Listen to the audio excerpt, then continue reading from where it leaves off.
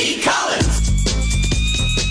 Peter B. Collins, news and comment. It's Friday, January 3rd, 2020.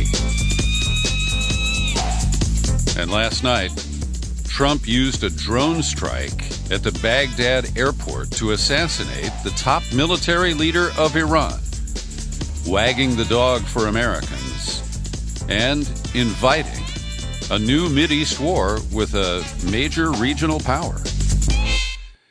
And many people are very concerned, a little nervous about what will come next.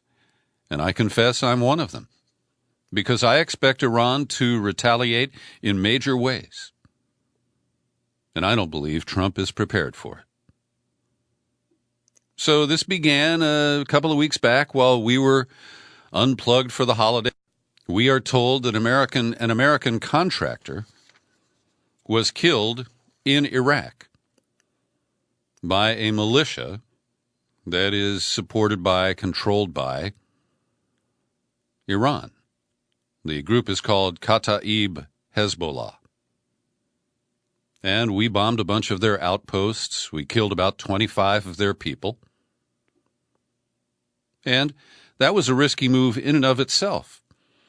Because, as you know, despite limited coverage in American media, the citizens of Iraq have been in the streets for weeks now. They protested the promotion of an individual who they thought was too close to Iran into the number 2 post in the leadership of the government. And they have been in the streets, and there have been major crackdowns. Protesters have been killed. And they've had it. The U.S. invaded in 2003, destroyed their country, unleashed the rivalry between Sunni and Shia, and we made blunder after blunder during the occupation. Some of that led to the rise of the Islamic State. And the ironies abound, because the target of this successful assassination, Major General Qassim Suleimani, was one of the leading reasons why the Islamic State no longer has a caliphate in portions of Iraq and Syria. Maybe Trump decided that, just like the Kurds, he's ready to move on, and last week's alliances don't have anything to do with what's happening now. So in a carefully orchestrated effort, late yesterday, we were treated to threats from the Defense Secretary, Mark Esper, and Trump himself, who had said that Iran would be held fully responsible for the attack on the embassy. That went on for just under 48 hours and ended on New Year's Day. So we get these shifting rationales for the U.S. action. Was it the death of a contractor that we know very little about? Was it the embarrassment that our fortress-like embassy, the Green Zone compound, was compromised? Some of the blame on Soleimani has been for that episode. And so in reaction, the U.S. has shipped 4,000 additional forces from Fort Bragg, deploying them in the Middle East. We have 750 who've recently been added in Kuwait. And so the U.S. is beefing up its forces there. And on one level, that allows new targets for Iranian mischief.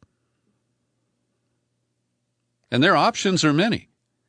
They are blamed for the attack on the Saudi oil facilities, the Saudi Aramco facilities. I actually believe the claims from Yemen more than I do the U.S. blame game of Iran. But they can activate Hezbollah. They could attempt to take out Israeli top generals or government leaders. And who knows what kind of sleeper cells they have here in the United States. The Ayatollah Khamenei said, Soleimani's departure to God does not end his path or his mission, but a forceful revenge awaits the criminals who have his blood and the blood of the other martyrs last night on their hands. We're told there'll be 3 days of mourning, that the Ayatollah has already met with his top security leaders. They've promoted the number 2 guy to replace Suleimani. And some action may occur as soon as next week.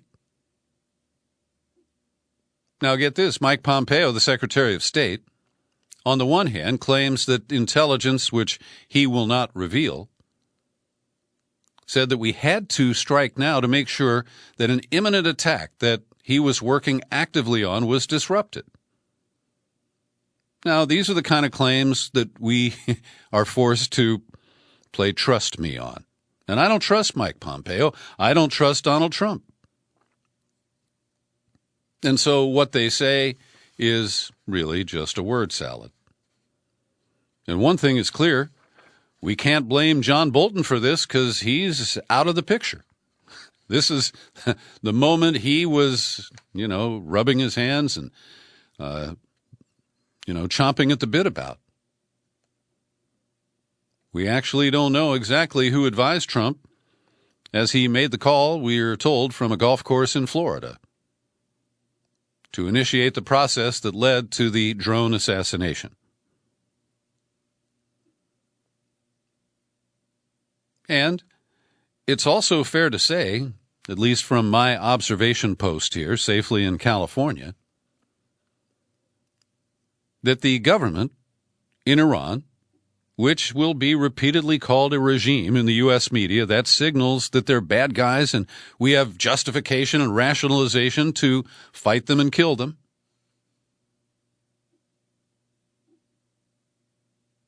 But the so-called regime in Tehran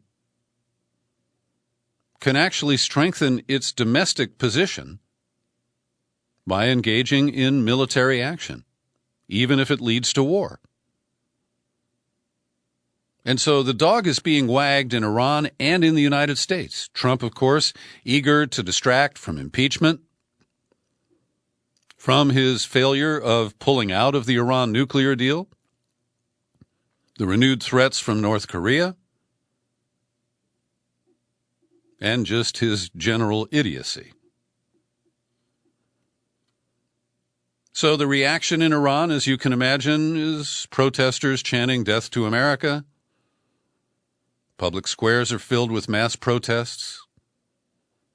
Images on Iranian state television show hundreds of supporters of the general gathered in mourning outside his home in the southeastern town of Kerman. President Hassan Rouhani on the Twitter machine, the great nation of Iran will take revenge for this heinous crime. Foreign Minister Javad Zarif called the strike an act of international terrorism. And here's a quote from an official statement from the Iran National Security Council. America must know the criminal attack on General Soleimani was its worst strategic mistake in the Middle East, and that America will not escape the consequences easily. As our supreme leader said in his message, a harsh revenge awaits the criminals who have the general's blood on their hands. They will face revenge at the right time and place. And as we absorb the media narratives that include loads of propaganda, we have to ask ourselves a central question. Can a military leader be treated as a terrorist? Can he be dismissed as a murderer because in a conflict that involved the United States, hundreds, if not some thousands of Americans died as a result of his strategies and his military command? And I turn the question around and say, is David Petraeus a murderer, a war criminal? Stanley McChrystal? Just tick off all the Joint Chiefs of Staff who've come and gone in the last 15 years. And if we treat the military leaders of our adversaries, call them enemies if you wish, We've sanctioned the Quds Force and General Suleimani in the past year. Well, you have to expect tit for tat. We believe that somehow we are above that, beyond it, too cool for this school. But I think this is going to be a sequence of events that should humble Trump, if that's at all conceivable. And we may pay a very serious price for this. Now, was Soleimani opposed to the United States? Well, he was in Iran. He was in Iraq. But not in Syria. In Syria, we were on the same side. And that is the confounding complexity of America's misadventures in the land of Islam. And as we see people advance selective aspects of history, they're going to ignore the role that Iran has played in the war in Syria. They're going to focus on the issues where the United States is a victim. And I'm looking at this recap of Soleimani's life in the New York Times. And listen to this. Soleimani and other Iranian officials were designated as terrorists by the United States and Israel in 2011, accused of a plot to kill the ambassador of Saudi Arabia, one of Iran's chief enemies in the region, in Washington. Now, do you remember that plot? It was such a joke. The claim was that this Iranian-American used car dealer from Texas was going to go to Washington and kill the Saudi Arabian ambassador. And the New York Times plays it straight here as if that was a very serious plot. It was total bullshit. And this is where we have to be careful. Because the American media weaves in fiction, half-truths, with accurate information. And that's what poisons the minds of many Americans and opens them to the prospect of a new war in the Middle East. And when you compare Iran and Iraq, the magnitude of difference is exponential. Iran is a very powerful country with a large number of very well-trained soldiers. They have pretty advanced technology, everything but nuclear weapons that Israel has. And underestimating the threat posed by Iran, especially in retaliation to this hit, would be a grave error. So the Russian Foreign Minister Sergei Lavrov warned Mike Pompeo that the drone strike was illegal. It threatens Middle Eastern stability and peace. He emphasized that the targeted actions of a UN member state to eliminate officials of another UN member state in the territory of a third sovereign state without its knowledge flagrantly violate the principles of international law and deserve to be condemned.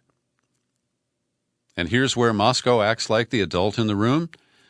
Moscow urges Washington to abandon the illegal power methods to achieve its goals in the international arena and solve any problems at the negotiating table. Meanwhile, the Democrats running for president are united in opposition to Trump's move, but for varying reasons. And listen to those who first need to demonize the Iranian general, like Senator Elizabeth Warren. She makes a strong comment, but she starts by saying that he was a murderer. And then she criticizes Trump for the manner in which he made and executed the decision. But the strongest voice in principled opposition is coming from Bernie Sanders. He flatly said, Trump's dangerous escalation brings us closer to another disastrous war in the Middle East that could cost countless lives and trillions more dollars. Trump promised to end endless wars, but this action puts us on the path to another one. In his statement, he referred to the attacks as an assassination and so did Senator Warren.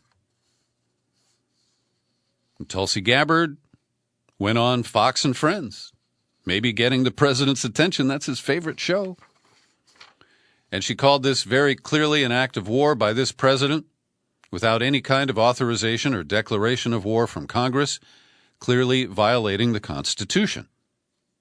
Now, Gabbard is correct there, but Congress has abrogated its responsibilities under the Constitution by allowing presidents of both parties to conduct war without congressional authorization. And we saw it during the Obama years, where Congress would shovel money into the Pentagon and then let Obama use it in Syria covertly, in Libya covertly, the remarkable expansion of our military footprint in Africa, and, most notably, the Saudi war on Yemen, which the U.S. has occasionally criticized but generally tolerates. Andrew Yang immediately denounced the attack, said he would, as president, restore the historical balance between Congress and the executive branch concerning military action. A tweet from Yang: "War with Iran is the last thing we need and is not the will of the American people. We should be acting to de-escalate tensions and protect our people in the region." Joe Biden issued a statement. President Trump just tossed a stick of dynamite into a tinderbox, and he owes the American people an explanation of the strategy and plan to keep safe our troops and embassy personnel, our people and our interests, both here, at home and abroad, and our partners throughout the region and beyond. And now to Senator Warren's comment. This reckless move escalates the situation with Iran and increases the likelihood of more deaths and new Middle East conflict. Our priority must be to avoid another costly war. And in a tweet from Warren, she reiterated Soleimani was a murderer, responsible for the deaths of thousands, including hundreds of Americans. This reckless move escalates the situation with Iran and increases the likelihood of more deaths and new Middle East conflict. Our priority must be to avoid another costly war. Warren separately said Trump ripped up an Iran nuclear deal that was working. He has repeatedly escalated tensions. Now he's assassinated a senior foreign military official. He's been marching toward war with Iran since his first days in office. But the American people won't stand for it. This is a moment for vigilance, for Americans to speak up and speak out. No more Middle East wars. Even war veteran Pete Buttigieg, who has not sounded any anti-war themes previously, said, well, these are serious questions about how this decision was made and whether we are prepared for the consequences. He went on, as we learn more in the coming days, one thing is clear, this must not be the start of another endless war. Wow. You think Tulsi Gabbard actually got through to him in that exchange in one of the recent debates? Mayor Pete went on, we must act wisely and deliberately, not capriciously or through Twitter. The consequences are grave, as anyone who's served in uniform understands all too well. And Bloomberg, who is, joined at the hip with Netanyahu in Israel, still found a way to attack Trump. Without more information, we can only hope that presidents carefully thought through the national security implications of this attack for our country and the grave risks involved. Given his track record and his history of making reckless and impulsive decisions that undermine U.S. strategic objectives and weaken our allies, most recently in Syria, there is every reason to be deeply concerned. So he signaled there his own hawkish tendencies related to Trump's effort, which has been thwarted, to get U.S. troops out of Syria. Now, over on Capitol Hill, where Democrats just helped supply the votes that passed the National Defense Authorization Act, the funding bill for the Pentagon, they shoveled more money without any allocations, right? It's money that can be spent on anything over at the Pentagon. And they removed, apparently at Jared Kushner's insistence, the clauses in the NDAA that would have restricted Trump's ability to attack Iran without congressional consultation or approval, and that would have forbidden any U.S. direct support for the Saudi war in Yemen. And so Democrats who got other things out of the NDAA that they seem to think are useful, they traded away important restraints on the very move that we are witnessing right now. Nevertheless, they attacked Trump for doing this without congressional input. He didn't even go through the motions of contacting the so-called Gang of Eight, the top 4 leaders in the House and Senate. And that's a serious problem.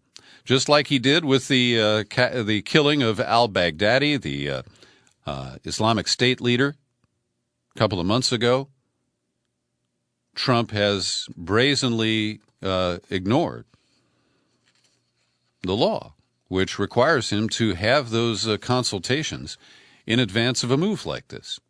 It appears he was satisfied to talk to Lindsey Graham on the golf course in Florida, and that was his consultation with Congress.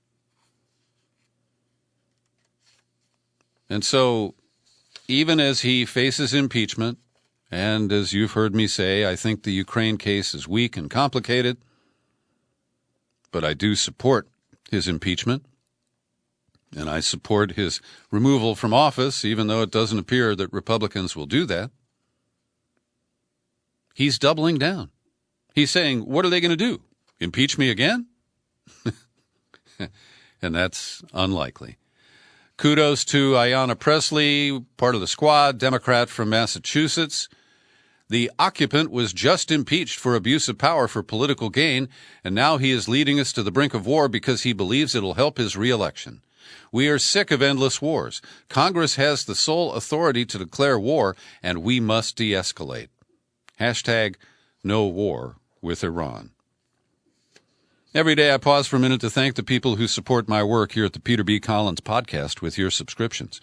Great people like Cynthia Clark, Carl Howard, Siri Walgren, and Robert Hoff. They chip in $5 or $10 a month, and you can do it too. All you have to do is drop by peterbcollins.com. You click on the menu tab, click on Become a Subscriber, you hit the sign-up page, and you can make the move that's comfortable for you and your budget. If you're allergic to PayPal, use the U.S. mail and address it to my P.O. Box number 150-660, San Rafael, California, 94915. And as I mentioned yesterday, I'm not taking any new annual subscriptions because I am planning to cut back in late November, sometime mid to late November of 2020. I don't know exactly what I'm going to do, but I'm not going to be doing a daily podcast, and so I'm not going to take new annual subscriptions so that we don't take advantage of anyone's good intentions.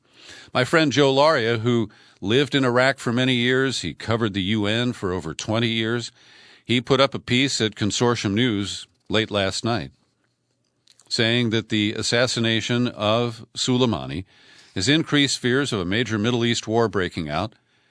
He noted that Trump tweeted a rendition of the American flag at about 6:30 p.m. Washington time on the 2nd of January.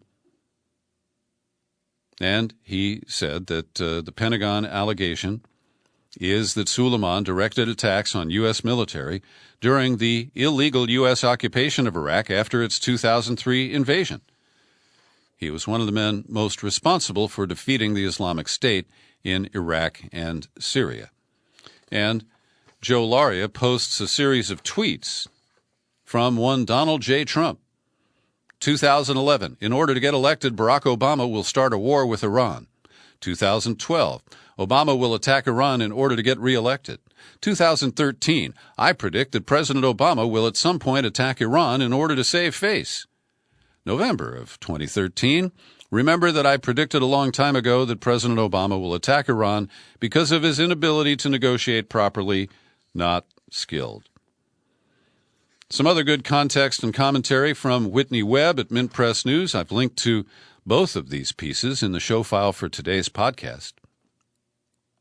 And she notes that the Airstrike in Baghdad was conducted without the authorization or even prior notification to the U.S. Congress, without the approval of Iraq's government or military, making the attack flagrantly illegal on multiple levels.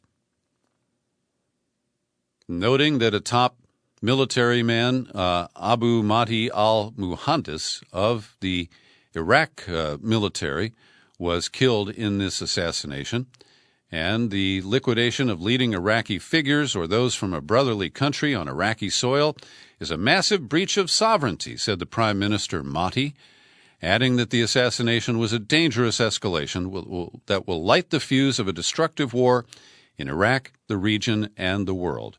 And Benjamin Netanyahu weighed in full support of the United States, claiming that this was an act of self-defense, the same way Israel does when it preemptively attacks Gaza or other Palestinian enclaves.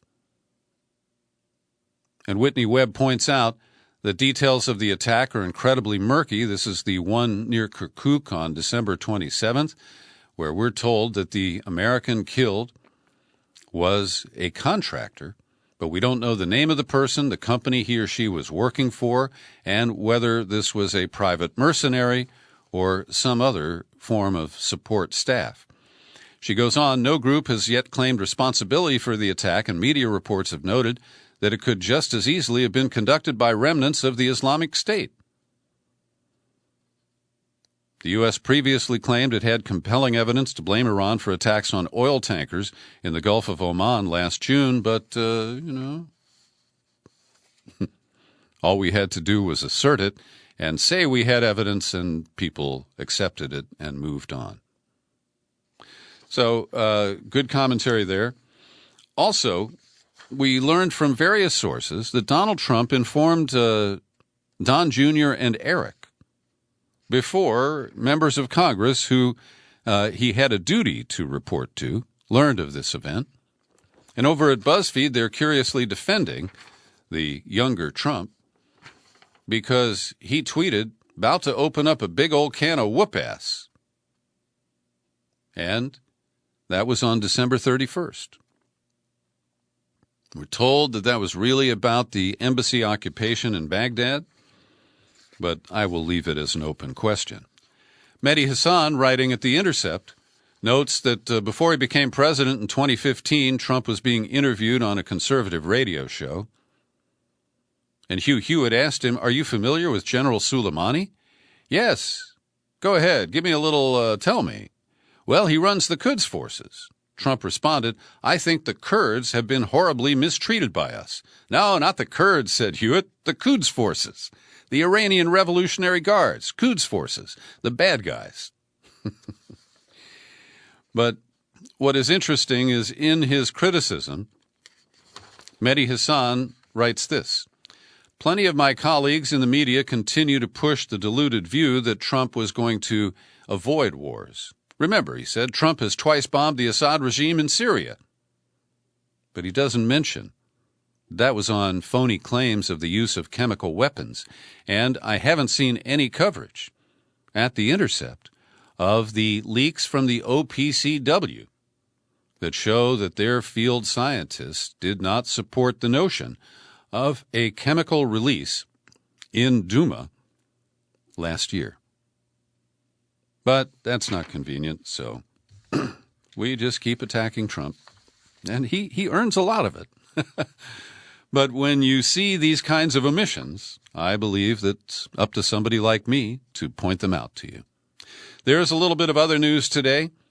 Over the holidays, our friends who filed the lawsuit to block construction of the Keystone XL pipeline, that would be the North Coast Rivers Alliance based here in California and the Indigenous Environmental Network, they won a critical ruling from Montana Federal District Judge Brian Morris.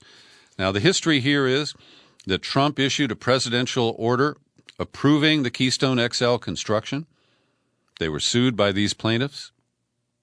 And instead of going through the process, Trump withdrew his order and then issued a new one. So the latest lawsuits brought by attorney Stephen Volker challenged the new order in the same manner as the old order. And Judge Morris has allowed the case to move forward, saying that the plaintiffs are likely to have a basis for the suit that they have filed. The only setback was he refused to issue a temporary injunction at this point because TC Energy TransCanada has announced that they will not begin construction before the end of spring, and so that point is not considered active at this moment. And finally, the Christians in this country are having a hard time because in the wake of the Christianity Today editorial that criticized Christians for supporting a heathen like Trump, we've seen predictable responses. Rationalizations from the leaders of major churches and media malpractice. And I'll single out the PBS NewsHour because last night they featured a conversation between two evangelicals. I didn't know one of the guys, but Richard Land was the lead interviewee there. And he is one of the top dogs at the Southern Baptist Convention. And he rationalized support of Trump as just the lesser of two evils, acknowledging that Trump is a tasteless boor with a questionable moral history, but nevertheless saying that he's protecting the unborn, and so he's okay with the extreme right Christian communities in this country. And I noted that while Land defends what he sees as the rights of the unborn, he didn't mention the born human beings who've been trapped at our border, including children separated from their parents and kept in cages. That didn't occur to him as he was defending Trump. But as I was screaming at my TV set, I was saying, bring on Jim Wallace. Bring on a progressive Christian. Somebody who is not afraid to take Trump on. And today in the Washington Post, Jim Wallace, a guy I've interviewed before and long admired, he is the president of Sojourners, the Christian organization focused on social justice. And he gave an interview where he said there are some cracks in the evangelical wall that supports Trump. And he offers a strategy. He says, we don't have to win back a majority of white evangelicals. We just have to make a difference among the white evangelicals in 5 or 6 states, and I think we can do that. The United Methodist Church has announced a self-imposed schism. It's the second largest Protestant denomination. The Washington Post typoed it as a domination. I just noticed that. Anyway, they're going to formally split the church after years of division over same-sex marriage. There are 13 million members worldwide, but 53% of church leaders and lay members voted to tighten the ban on same-sex marriage, and they will form a separate organization. And just as evidence of the power of the evangelicals politically, more than 200 Republican members of Congress on Thursday asked the Supreme Court to consider overturning Roe v. Wade. And they are supporting a pretextual law from Louisiana as the basis for their claim that Roe v. Wade must be overturned.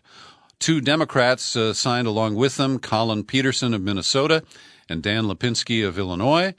Lipinski in particular has been targeted by progressives to take him out in the primaries coming up this year. Thanks for listening to my daily news and comment podcast. You're free to share it all over the place, including in Iran. You'll find it on YouTube. And I remain Peter B. Collins. Happy trails to you until we meet again. Happy trails to you. Keep smiling.